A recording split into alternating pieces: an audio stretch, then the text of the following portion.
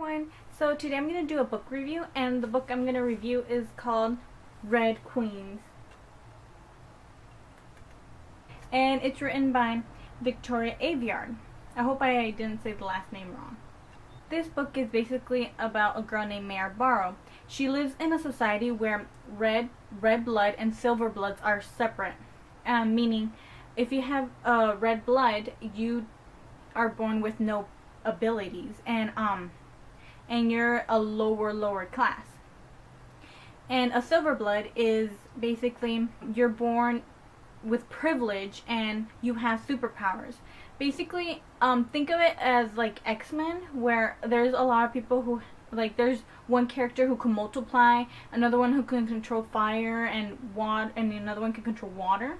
So yeah, just like the X-Men. And it's set in the time where, like, there's kings and queens and royalty and all that fun stuff. Like, it's kind of like, what's the show called? Game of Thrones, that style. Like I said, kings and queens. Since she's born in a lower class, she has to deal with a lot of struggles. One of them being, at the age of 18, they have to become soldiers. And she doesn't want to. The only exception is you already have a job, and that's it. Oh wow. Lucky enough, she ends up working at the palace, which a lot of Reds tend to do. So she is lucky enough not to go to war like her other brothers. So when she's working at the palace, she ends up having superpowers, which is unheard of because she's a red. If you cut her, red blood will come out, not silver. And once the silvers notice this, they're shocked. They're like, wait, hold on, a red blood isn't supposed to have superpowers, only us silvers. And so the king and the queen take her in and tell her, okay, so we're going to change everything about you, and you're actually a silver blood, not a red blood. And so she also has to deal with that as well.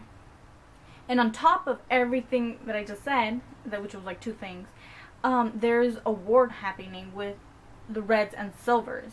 And she's stuck in the middle.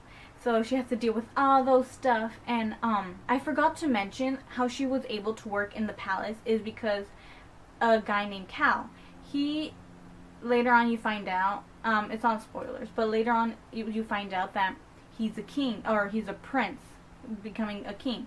Well, duh. At first she doesn't know he's a prince. She just tells him, oh yeah, this is difficult. You try living in here, living in this situation. And so the following day, he is able to get her a job to work at the palace.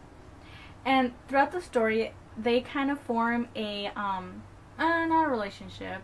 They kind of have feeling for each other, and I'm like, oh, that's so cute. But they can't be together because the king told her that she has to marry Cal's younger brother, Maven. And this love triangle isn't a huge part of the story.